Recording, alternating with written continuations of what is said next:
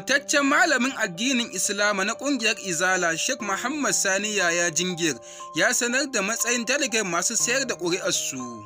Jama'a barkamu da warhaka, barkamu sake saduwa a cikin wannan sabon shirin wanda yake zuwa mu kai tsaye daga Arewa Media Recap. Kakka manta ka danna subscribe don samun sababbin bidiyoyinmu da zarar mun ɗaura su. Ga cikakkun labaran kamar haka.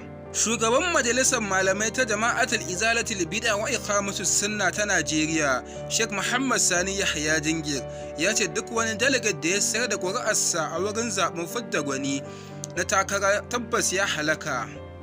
Aminiya ta rahoto cewa Sheikh Jingir ya sanar da hakan ne a yayin da yake gabatar da wa'azinsa a masallacin Juma'a da ke 'yan taya a garin Jos, jihar Filato.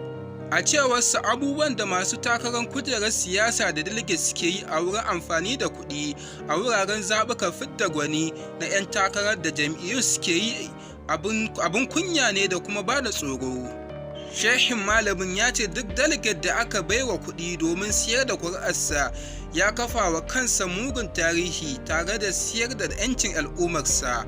Ya ce daga delegate ɗin har 'yan siyasar masu laifi ne. Malamin ya ƙara da cewa manzon Allah tsira da amincin Allah tsara tabbata a gare shi yana cewa duk wanda ya siyar da kansa ya halaka. Delegate an aike ku ne domin zaɓa mana shugaba na gari, amma kun je can an ba ku kuɗi kun siyar da 'yancin jama'arku. Don haka babu abin da za ku zo ku faɗa al'ummarku don kun ci amanarsu, a cewar malamin.